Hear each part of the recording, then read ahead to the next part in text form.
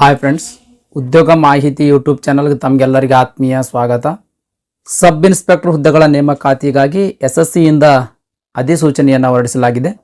ಈ ಅಧಿಸೂಚನೆದ ಸಂಪೂರ್ಣ ಮಾಹಿತಿ ಈ ವಿಡಿಯೋದೊಳಗಿರ್ತದೆ, ಹಾಗಾಗಿ ವಿಡಿಯೋ ಸ್ಕಿಪ್ ಮಾಡಲಾರ್ದಂಗೆ ಕೊನೆ ತನಕ ನೋಡ್ರಿ. ಈ ಸಬ್ ಇನ್ಸ್ಪೆಕ್ಟರ್ ಹುದ್ದೆಗಳ ಡೆಲ್ಲಿ ಪೊಲೀಸ್ ಇಲಾಖೆ ಮತ್ತು CAPF ಅಂದ್ರೆ ಸೆಂಟ್ರಲ್ ಆರ್ಮ್ಡ್ ಪೊಲೀಸ್ ಫೋರ್ಸ್ನಲ್ಲಿ ಖಾಲಿ ಇರ್ತಕ್ಕಂಥದ್ದು ಸ್ನೇಹಿತರೆ. ಈ ಹುದ್ದೆಗಳಿಗೆ SSC ಅಫೀಸಿಯಲ್ ವೆಬ್ಸೈಟ್ಗೆ ಹೋಗಿ ಆನ್ಲೈನ್ ಮುಖಾಂತರ ಅರ್ಜಿಯನ್ನು ಸಲ್ಲಿಸಬೇಕು. ಅರ್ಜಿ ಸಲ್ಲಿಸ್ಲಕ್ಕೆ ಪ್ರಾರಂಭ ದಿನಾಂಕ ಮಾರ್ಚ್ 4, 2024. ಅರ್ಜಿ ಸಲ್ಲಿಸ್ಲಕ್ಕೆ ಕೊನೆಯ ದಿನಾಂಕ 28 ಮಾರ್ಚ್ 2024 ಆಗಿರ್ತದೆ. ಈ ಅವಧಿ ಒಳಗೆ ನೀವು ಅರ್ಜಿಯನ್ನು ಸಲ್ಲಿಸಬೇಕು. ಅರ್ಜಿ ಸಲ್ಲಿಸಿದ ಮೇಲೆ ಅರ್ಜಿಯನ್ನು ನೀವು ಏನಾದರೂ ತಪ್ಪಾಗಿ ತುಂಬಿದ್ರಿ ಅಂತ ತಿಳ್ಕೊಳ್ರಿ, ಅದನ್ನು ಕರೆಕ್ಷನ್ ಮಾಡ್ಲಕ್ಕೆ ಅಂದ್ರೆ ಅರ್ಜಿಯನ್ನು ಕರೆಕ್ಷನ್ ಮಾಡ್ಲಕ್ಕೆ ಆಪ್ಷನ್ ಕೂಡ ಕೊಡ್ತಾರೆ ಸ್ನೇಹಿತರೆ. ಮಾರ್ಚ್ 30 ಮತ್ತು 31ನೇ ತಾರೀಕು ಅಂದ್ರೆ 2 ದಿನ ಅರ್ಜಿಯನ್ನು ತಿದ್ದುಪಡಿ ಮಾಡಬಹುದು ಸ್ನೇಹಿತರೆ. ನೆಕ್ಸ್ಟ್, ಕಂಪ್ಯೂಟರ್ ಬೇಸ್ಡ್ ಎಕ್ಸಾಮಿನೇಷನ್ ನಡೀತಾವ. ಅಂದ್ರೆ ಈ ಹುದ್ದೆಗಳಿಗೆ ಸ್ಪರ್ಧಾತ್ಮಕ ಪರೀಕ್ಷೆಗಳ ಆಧಾರದ ಮೇಲೆ ನೇಮಕಾತಿ ಮಾಡಿಕೊಳ್ಳಲಾಗ್ತದೆ. ಆ ಎಕ್ಸಾಮ್ ಮೇ 9, 10 ಮತ್ತು 13ನೇ ತಾರೀಕದಂದು ಇರ್ತಾವೆ. ಈ 3 ದಿನ ಎಕ್ಸಾಮ್ಗಳು ನಡೀತಾವೆ ಸ್ನೇಹಿತರೆ. ನೆಕ್ಸ್ಟ್, ವೇತನ ಶ್ರೇಣಿ ಬಗ್ಗೆ ನೋಡೋದಾದ್ರೆ 35,400 ರೂಪಾಯಿ ಪ್ರತಿ ತಿಂಗಳಿಗೆ ಬೇಸಿಕ್ ಪೇಮೆಂಟ್ ಆಗಿರ್ತದೆ ಸ್ನೇಹಿತರೆ. ಇದು ಸಬ್ ಇನ್ಸ್ಪೆಕ್ಟರ್ GD CAPF ನಲ್ಲಿ ಪುರುಷ ಅಭ್ಯರ್ಥಿಗಳು ಮಾತ್ರ ಅರ್ಜಿಯನ್ನು ಸಲ್ಲಿಸ್ಲಕ್ಕೆ ಅವಕಾಶ ಅದ. ಮಹಿಳಾ ಅಭ್ಯರ್ಥಿಗಳ ಅರ್ಜಿ ಸಲ್ಲಿಸುವಂಗಿಲ್ಲ ಅಲ್ಲಿ. ಈ ಸಬ್ ಇನ್ಸ್ಪೆಕ್ಟರ್ ಎಕ್ಸಿಕ್ಯೂಟಿವ್ ಅಂತ ಏನದಲ್ಲ, ಇದು ಡೆಲ್ಲಿ ಪೊಲೀಸ್ನಲ್ಲಿ ಈ ಹುದ್ದೆಗಳು ಖಾಲಿ ಇರ್ತಕ್ಕಂಥದ್ದು.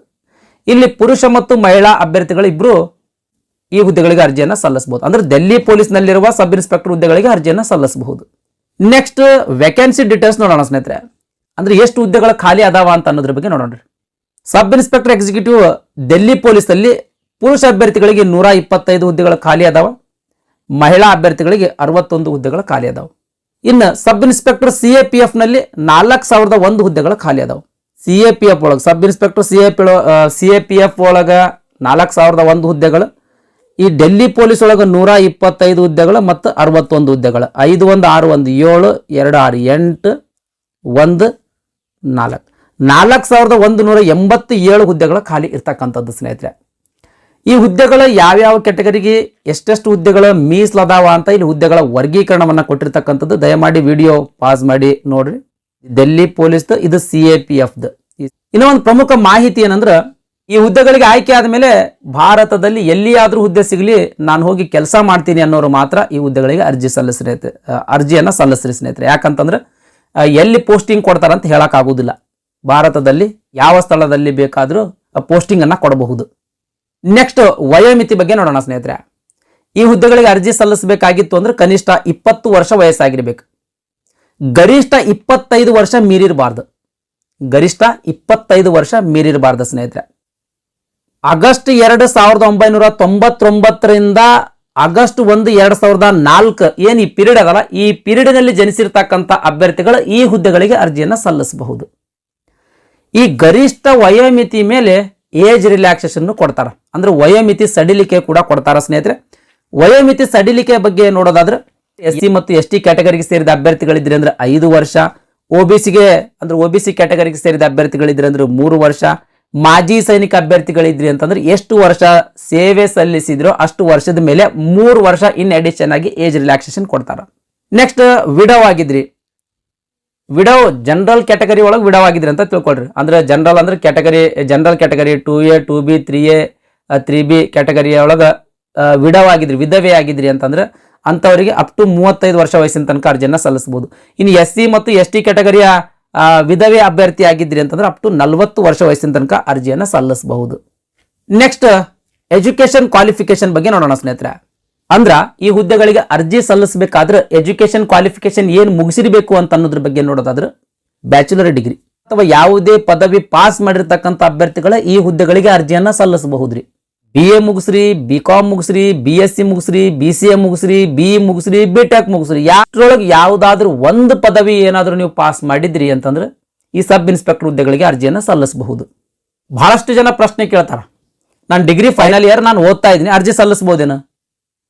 ನೋಡ್ರಿ, 1/8/2024 ಅಂದ್ರೆ ಆಗಸ್ಟ್ 1, 2024 ತನಕ ಟೈಮ್ ಆದ ನಿಮಗೆ. ಅಷ್ಟರೊಳಗೆ ನಿಮ್ದು ಡಿಗ್ರಿ ಮುಗೀತಿತ್ತು ಅಂದ್ರೆ ಅರ್ಜಿಯನ್ನು ಸಲ್ಲಿಸಬಹುದು. ಈ ಸಬ್ ಇನ್ಸ್ಪೆಕ್ಟರ್ ಡೆಲ್ಲಿ ಪೊಲೀಸ್ನಲ್ಲಿ ನೀವೇನಾದ್ರೂ ಸಬ್ ಇನ್ಸ್ಪೆಕ್ಟರ್ ಹುದ್ದೆಗಳಿಗೆ ಅರ್ಜಿ ಸಲ್ಲಿಸ್ತಿದ್ರಿ ಅಂದ್ರೆ ಡ್ರೈವಿಂಗ್ ಲೈಸೆನ್ಸ್ ಬೇಕ್ರಿ. Light motor vehicle driving licence ಅನ್ನ ಹೊಂದಿರಬೇಕು. ಆ ಮೋಟರ್ ಸೈಕಲ್ ಮತ್ತು ಕಾರಿಂದ ಡ್ರೈವಿಂಗ್ ಲೈಸೆನ್ಸ್ ಅನ್ನ ಹೊಂದಿರಬೇಕು.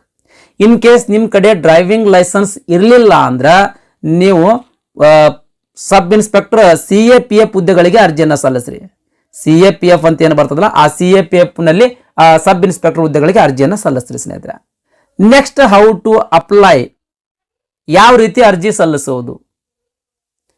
ಅರ್ಜಿ ನೋಡ್ರಿ ಆನ್ಲೈನ್ ಮುಖಾಂತರ ಸಲ್ಲಿಸ್ಬೇಕು.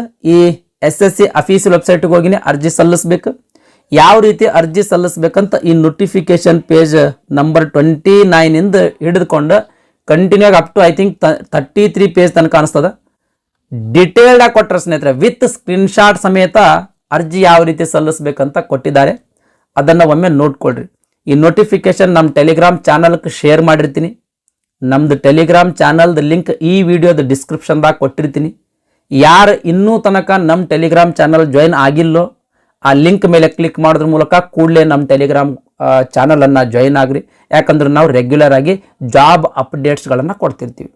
ಅದೇ ರೀತಿ ಈ ನೋಟಿಫಿಕೇಶನ್ ಕೂಡ ಅಲ್ಲಿ ಶೇರ್ ಮಾಡಿರ್ತೀನಿ. ಈ ನೋಟಿಫಿಕೇಶನ್ ಅನ್ನ ಡೌನ್ಲೋಡ್ ಮಾಡ್ಕೊಳ್ರಿ. ಡೌನ್ಲೋಡ್ ಮಾಡ್ಕೊಂಡು ಯಾವ ರೀತಿ ಅರ್ಜಿ ಸಲ್ಲಿಸಬೇಕಂತ ಅಲ್ಲಿ ಸ್ಕ್ರೀನ್ ಶಾಟ್ ಸಮೇತ ಕೊಟ್ಟಾರ, ಅದನ್ನ ಒಮ್ಮೆ ನೋಡ್ರಿ. ನೋಡಿ ತದನಂತರ ಅರ್ಜಿಯನ್ನ ಸಲ್ಲಿಸ್ರಿ. ನೆಕ್ಸ್ಟ್, ಅರ್ಜಿ ಶುಲ್ಕದ ಬಗ್ಗೆ ನೋಡೋಣ ಸ್ನೇಹಿತರೆ. ಮಹಿಳಾ ಅಭ್ಯರ್ಥಿಗಳು, ಆಮೇಲೆ SC ಮತ್ತು ST ಕ್ಯಾಟಗರಿಯ ಅಭ್ಯರ್ಥಿಗಳಿಗೆ, ಆಮೇಲೆ ಎಕ್ಸ್ ಸರ್ವಿಸ್ ಮಾಜಿ ಸೈನಿಕ ಅಭ್ಯರ್ಥಿಗಳಿಗೆ ಯಾವುದೇ ರೀತಿ ಅರ್ಜಿ ಶುಲ್ಕ ಇರುವುದಿಲ್ಲ. ಇವರನ್ನ ಹೊರತುಪಡಿಸಿ ಉಳಿದಂತ ಎಲ್ಲಾ ಅಭ್ಯರ್ಥಿಗಳಿಗೆ 100 ರೂಪಾಯಿ ಅರ್ಜಿ ಶುಲ್ಕ ಇರ್ತದೆ. ನೆಕ್ಸ್ಟ್, ಎಕ್ಸಾಮಿನೇಷನ್ ಸೆಂಟರ್ಸ್ ಬಗ್ಗೆ ನೋಡೋಣ ಸ್ನೇಹಿತರೆ. ಕರ್ನಾಟಕ ರಾಜ್ಯದಲ್ಲಿ ಬೆಂಗಳೂರು, ಬೆಳಗಾವಿ, ಹುಬ್ಬಳ್ಳಿ, ಕಲಬುರಗಿ, ಮಂಗಳೂರು, ಮೈಸೂರು, ಶಿವಮೊಗ್ಗ, ಉಡುಪಿ ಇವಿಷ್ಟು ಸ್ಥಳಗಳಲ್ಲಿ ಎಕ್ಸಾಮಿನೇಷನ್ ಸೆಂಟರ್ಸ್ ಇರ್ತದೆ ಸ್ನೇಹಿತರೆ. ಅರ್ಜಿ ಸಲ್ಲಿಸುವಂತಹ ಸಂದರ್ಭದಲ್ಲಿ 3 ಎಕ್ಸಾಮಿನೇಷನ್ ಸೆಂಟರ್ಸ್ಗಳನ್ನು ನೀವು ಪ್ರಿಫರೆನ್ಸ್ ಆಗಿ ಕೊಡಬೇಕು. ಆ 3 ಎಕ್ಸಾಮಿನೇಷನ್ ಸೆಂಟರ್ಸ್ಗಳಲ್ಲಿ 1 ಎಕ್ಸಾಮಿನೇಷನ್ ಸೆಂಟರ್ ಅನ್ನ ನಿಮಗೆ ಕೊಡ್ತಾರೆ. ನೆಕ್ಸ್ಟ್, ಎಕ್ಸಾಮ್ದ ಬಗ್ಗೆ ನೋಡೋಣ ಸ್ನೇಹಿತರೆ. Scheme of examination. ಪೇಪರ್ 1 ಮತ್ತು ಪೇಪರ್ 2 ಅಂತ 2 ಎಕ್ಸಾಮ್ ನಡೀತಾವೆ. ಪೇಪರ್ 1 ಎಕ್ಸಾಮ್ ಪಾಸ್ ಆದ ನಂತರ physical standard test, physical endurance test ನಡೀತದೆ. Physical standard test, physical endurance test ಆದಮೇಲೆ ಪೇಪರ್ 2 ಎಕ್ಸಾಮ್ ನಡೀತಾವ. ಪೇಪರ್ 2 ಎಕ್ಸಾಮ್ ಆದಮೇಲೆ ಮೆಡಿಕಲ್ ಎಕ್ಸಾಮ್ ನಡೀತದೆ ಸ್ನೇಹಿತರೆ. ಈ ಎಲ್ಲಾ ಹಂತಗಳಲ್ಲಿ ಪಾಸ್ ಆದಂಥ ಅಭ್ಯರ್ಥಿಗಳನ್ನ ನೇಮಕಾತಿ ಮಾಡಿಕೊಳ್ಳಲಾಗ್ತದೆ. ಮೊದಲನೇದಾಗಿ ಪೇಪರ್ 1 ಎಕ್ಸಾಮಿನೇಷನ್ ಪ್ಯಾಟರ್ನ್ ನೋಡೋಣ ಸ್ನೇಹಿತರೆ. ಒಟ್ಟು 200 ಅಂಕದ ಎಕ್ಸಾಮ್ ಇರ್ತದೆ. ಅದರಲ್ಲಿ general intelligence and general reasoning 50 ಪ್ರಶ್ನೆಗಳು ಬರ್ತಾವೆ. ಪ್ರತಿಯೊಂದು ಪ್ರಶ್ನೆಗೆ 1 ಅಂಕ, ಹಾಗಾಗಿ 50 ಅಂಕಗಳು. ಆಮೇಲೆ ಜನರಲ್ ನಾಲೆಜ್ ಆ್ಯಂಡ್ ಜನರಲ್ ಅವೇರ್ನೆಸ್ಗೆ ಸಂಬಂಧಿಸಿದಂಗೆ 50 ಅಂಕಗಳು, ಅಂದ್ರೆ 50 ಪ್ರಶ್ನೆಗಳಿಗೆ 50 ಅಂಕಗಳು. ನೆಕ್ಸ್ಟ್, ಕ್ವಾಂಟಿಟಿವ್ ಅಪ್ಟಿಟ್ಯೂಡ್ಗೆ ಸಂಬಂಧಿಸಿದಂಥ 50 ಅಂಕಗಳು. ನೆಕ್ಸ್ಟ್, ಇಂಗ್ಲಿಷ್ ಕಂಪ್ರೆನ್ಷನ್ಗೆ 50 ಅಂಕಗಳು. ಈ ರೀತಿ ಒಟ್ಟಾರೆಯಾಗಿ 200 ಅಂಕಗಳ ಪರೀಕ್ಷೆ ಆಗಿರ್ತದೆ. 2 ತಾಸು ಸಮಯಾವಕಾಶ ಆಗಿರ್ತದೆ. Next, paper 2. ಪೇಪರ್ 2 ಈ ಪೇಪರ್ ಕೂಡ 200 ಮಾರ್ಕ್ಸ್ ಇಂದ ಇರ್ತದೆ. ಇಂಗ್ಲಿಷ್ ಲ್ಯಾಂಗ್ವೇಜ್ ಅಂಡ್ ಕಂಪ್ರೆನ್ಷನ್ಗೆ ಸಂಬಂಧಿಸಿದಂಗ 200 ಮಾರ್ಕ್ಸ್ ಇಂದ ಪ್ರಶ್ನೆ ಪತ್ರಿಕೆ ಆಗಿರ್ತದೆ. 2 ತಾಸು ಸಮಯಾವಕಾಶ ಆಗಿರ್ತದೆ. ಇವೆರಡೂ question paper multiple choice types ಇರ್ತಾವ. ಅಂದ್ರೆ ಒಂದು ಪ್ರಶ್ನೆ ಇರ್ತದ, 4 ಆಪ್ಷನ್ಗಳು ಕೊಟ್ಟಿರ್ತಾರೆ. ಆ 4 ಆಪ್ಷನ್ಸ್ಗಳಲ್ಲಿ ನೀವು ಒಂದು ಸರಿಯಾದ ಉತ್ತರವನ್ನ ಟಿಕ್ ಮಾಡೋದಿರ್ತದೆ. ಈ ರೀತಿ 2 ಕ್ವಶನ್ ಪೇಪರ್ ಆಗಿರ್ತಾವೆ. ಈ ಕ್ವಶನ್ ಪೇಪರ್ ನೆಗೆಟಿವ್ ವ್ಯಾಲ್ಯೂಯೇಷನ್ ಇರ್ತದೆ, ಋಣಾತ್ಮಕ ಮೌಲ್ಯಮಾಪನ ಇರ್ತದೆ. ಒಂದು ಪ್ರಶ್ನೆಗೆ ನೀವು ತಪ್ಪು ಉತ್ತರ ಟಿಕ್ ಮಾಡಿದ್ರೆ ಅಂದ್ರೆ 0.25 ಮಾರ್ಕ್ಸ್ ಡಿಡಕ್ಟ್ ಮಾಡ್ತಾರೆ. ಅಂದ್ರೆ ನೀವು ತೆಗೆದುಕೊಂಡಂತ ಅಂಕಗಳಲ್ಲಿ 0.25 ಮಾರ್ಕ್ಸ್ ಡಿಡಕ್ಟ್ ಮಾಡಲಾಗ್ತದೆ. ಈ ರೀತಿ ನೆಗೆಟಿವ್ ವ್ಯಾಲ್ಯೂಯೇಷನ್ ಇರ್ತದೆ. ಇನ್ ಕೇಸ್ ನೀವೇನಾದ್ರೂ 4 ಉತ್ತರ ತಪ್ಪು ಟಿಕ್ ಮಾಡಿದ್ರಿ ಅಂದ್ರೆ 1 ಮಾರ್ಕ್ಸ್ ಡಿಡಕ್ಟ್ ಮಾಡ್ತಾರೆ ಸ್ನೇಹಿತರೆ. ಎಕ್ಸಾಮ್ ಯಾವ ಲ್ಯಾಂಗ್ವೇಜ್ನಾಗ ಅದಾರಿ? ಎಕ್ಸಾಮ್ ನೋಡ್ರಿ, ಇಂಗ್ಲೀಷ್ ಆಮೇಲೆ ಹಿಂದಿ. ಇಂಗ್ಲೀಷ್ ಮತ್ತು ಹಿಂದಿ ಭಾಷೆಯೊಳಗೆ ಇರ್ತದೆ. ಕನ್ನಡ ಭಾಷೆಯೊಳಗೆ ಎಕ್ಸಾಮ್ ಇರುವುದಿಲ್ರಿ. ಇಲ್ಲಿ ಸಿಲೆಬಸ್ ಕೊಟ್ಟಾರ ಸ್ನೇಹಿತರೆ, ಫುಲ್ ಡಿಟೇಲ್ ಸಿಲೆಬಸ್ ಕೊಟ್ಟಾರ. ಅಂದ್ರೆ ಪೇಪರ್ 1 ಮತ್ತು ಪೇಪರ್ 2ಗೆ ಸಂಬಂಧಿಸಿದಂಗೆ ಡಿಟೇಲ್ ಸಿಲೆಬಸ್ ಕೊಟ್ಟಾರ. ದಯಮಾಡಿ ವಿಡಿಯೋ ಪಾಸ್ ಮಾಡಿ ನೋಡ್ಕೊಳ್ರಿ. ನೆಕ್ಸ್ಟ್ ಫಿಸಿಕಲ್ ಸ್ಟ್ಯಾಂಡರ್ಡ್ ಟೆಸ್ಟ್ ಬಗ್ಗೆ ನೋಡೋಣ ಸ್ನೇಹಿತರೆ. ಫಿಸಿಕಲ್ ಸ್ಟ್ಯಾಂಡರ್ಡ್ ಟೆಸ್ಟ್ ಆಮೇಲೆ ಫಿಸಿಕಲ್ ಎಂಜಿನಿಯರ್ಸ್ ಟೆಸ್ಟ್ ಬಗ್ಗೆ ನೋಡೋಣ್ರಿ. ಅದರಲ್ಲಿ ಫಿಸಿಕಲ್ ಸ್ಟ್ಯಾಂಡರ್ಡ್ ಟೆಸ್ಟ್, ಈ ಹುದ್ದೆಗಳಿಗೆ ಅರ್ಜಿ ಸಲ್ಲಿಸಬೇಕಾಗಿತ್ತಂದ್ರೆ ಪುರುಷ ಅಭ್ಯರ್ಥಿಗಳದ ಹೈಟ್ 170 ಸೆಂಟಿಮೀಟರ್ ಇರಬೇಕು. ಎದೆ ಸುತ್ತಳತೆ 80 ಸೆಂಟಿಮೀಟರ್ ಇರಬೇಕು. ಎದೆ ಹಿಗ್ಗಿಸಿದಾಗ 5 ಸೆಂಟಿಮೀಟರ್ ಎಕ್ಸ್ಪಾನ್ಷನ್ ಆಗಂಗಿರ್ಬೇಕು. ಅಂದ್ರೆ ಒಟ್ಟಾರೆಯಾಗಿ 85 ಸೆಂಟಿಮೀಟರ್ ಬರಬೇಕು. ನೆಕ್ಸ್ಟ್ ಮಹಿಳಾ ಅಭ್ಯರ್ಥಿಗಳ 157 ಸೆಂಟಿಮೀಟರ್ ಇರಬೇಕು. ತೂಕ ಅವ್ರ ಐಟಿಗೆ ತಕ್ಕಂಗ ಅವ್ರದ್ದು ವೇಟ್ ಇರಬೇಕು. ಇದಿಷ್ಟು ಫಿಸಿಕಲ್ ಸ್ಟ್ಯಾಂಡರ್ಡ್ ಇತ್ತು. ಈ ಫಿಸಿಕಲ್ ಸ್ಟ್ಯಾಂಡರ್ಡ್ ನಿಮ್ದಿತ್ತು ಅಂತಂದ್ರೆ ನೀವು ಅರ್ಜಿ ಸಲ್ಲಿಸ್ಲಾಕ ಎಲಿಜಿಬಲ್ ಇರ್ತೀರಿ. ನೆಕ್ಸ್ಟ್ ಫಿಸಿಕಲ್ ಎಂಜಿನಿಯರ್ಸ್ ಟೆಸ್ಟ್ ಬಗ್ಗೆ ನೋಡೋಣ ಸ್ನೇಹಿತರೆ. ಪುರುಷ ಅಭ್ಯರ್ಥಿಗಳ 100 ಮೀಟರ್ ಓಟ ಇರ್ತದ, 100 ಮೀಟರ್ ರನ್ನಿಂಗ್ ಇರ್ತದ, 18 ಸೆಕೆಂಡ್ ಒಳಗೆ ಕಂಪ್ಲೀಟ್ ಮಾಡ್ಬೇಕು. ನೆಕ್ಸ್ಟ್ 1.6 ಕಿಲೋಮೀಟರ್ ರನ್ನಿಂಗ್ ಇರ್ತದ, 6.5 ನಿಮಿಷದೊಳಗೆ ಕಂಪ್ಲೀಟ್ ಮಾಡ್ಬೇಕು. ಲಾಂಗ್ ಜಂಪ್ ಇರ್ತದ, 3.65 ಮೀಟರ್ 3 ಚಾನ್ಸ್ ಒಳಗೆ ಅಷ್ಟು ಉದ್ದವನ್ನು ನೀವು ಜಿಗಿಬೇಕು. ಹೈ ಜಂಪ್ 1.2 ಮೀಟರ್ನಷ್ಟು ಎತ್ತರವನ್ನು ಜಿಗಿಬೇಕು. 3 ಚಾನ್ಸ್ ಇರ್ತಾವ್ರಿ. ಅದೇ ರೀತಿ ಶಾರ್ಟ್ ಪುಟ್ ಇರ್ತದ, ಅಂದ್ರೆ ಗುಂಡು ಎಸೆತ ಇರ್ತದ, 16 LLB ಗುಂಡು ಇರ್ತದ, 4.5 ಮೀಟರ್ ದೂರವನ್ನು ನೀವು ಗುಂಡನ್ನು ಎಸಿಬೇಕು.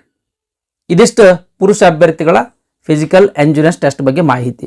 ನೆಕ್ಸ್ಟ್ ಮಹಿಳಾ ಅಭ್ಯರ್ಥಿಗಳದ ಫಿಸಿಕಲ್ ಎಂಜಿನಿಯರ್ಸ್ ಎಕ್ಸಾಮ್ ನೋಡೋದಾದ್ರೆ 100 ಮೀಟರ್ ಓಟವನ್ನು 18 ಸೆಕೆಂಡ್ ಒಳಗೆ ಕಂಪ್ಲೀಟ್ ಮಾಡಬೇಕು. 800 ಮೀಟರ್ ಓಟ ಇರ್ತದ, 4 ನಿಮಿಷದೊಳಗೆ ಓಡಬೇಕು. ಲಾಂಗ್ ಜಂಪ್ ಅಂದ್ರೆ ಉದ್ದ ಜಿಗಿತ 2.7 ಮೀಟರ್ ಉದ್ದವನ್ನು ಜಿಗಿಬೇಕು. ಹೈ ಜಂಪ್ 0.9 ಎತ್ತರವನ್ನು ನೀವು ಜಿಗಿಬೇಕು. ಎಲ್ಲ ಫಿಸಿಕಲ್ ಎಕ್ಸಾಮ್ದಾಗ ನೀವು ಕ್ವಾಲಿಫೈ ಆಗ್ಬೇಕು ಸ್ನೇಹಿತರೆ. ಈ ಪೇಪರ್ 1 ಪೇಪರ್ 2 ಆಮೇಲೆ ಫಿಸಿಕಲ್ ಎಕ್ಸಾಮ್ದಾಗ ಪಾಸ್ ಆದ್ರಿ ಅಂತಂದ್ರೆ ನೆಕ್ಸ್ಟ್ ಮೆಡಿಕಲ್ ಎಕ್ಸಾಮ್ ಇರ್ತದ, ಇದರಲ್ಲೂ ಪಾಸ್ ಆದ್ರಿ ಅಂತಂದ್ರೆ ನಿಮ್ಮನ್ನ ನೇಮಕಾತಿ ಮಾಡಿಕೊಳ್ಳಾಗ್ತದ. ಇದಿಷ್ಟು SSC ಇಂದ ಹೊರಡಿಸಿರ್ತಕ್ಕಂಥ ಅಧಿಸೂಚನೆಯ ಸಂಪೂರ್ಣವಾದಂಥ ಮಾಹಿತಿಯಾಗಿತ್ತು. ಈ ವಿಡಿಯೋ ನಿಮ್ಗೆ ಇಷ್ಟ ಆಗಿತ್ತು ಅಂದ್ರೆ ದಯಮಾಡಿ ಲೈಕ್ ಬಟನ್ ಮೇಲೆ ಪ್ರೆಸ್ ಮಾಡ್ರಿ. ಅದೇ ರೀತಿ ನಿಮ್ಮ ಫ್ರೆಂಡ್ಸ್ರಿಗೂ ಕೂಡ ಶೇರ್ ಮಾಡ್ರಿ ಅಂತ ವಿನಂತಿಸಿಕೊಳ್ತಾ ಇವತ್ತಿನ ವಿಡಿಯೋವನ್ನ ಮುಗಿಸ್ತಾ ಇದ್ದೀನಿ. ಧನ್ಯವಾದಗಳು.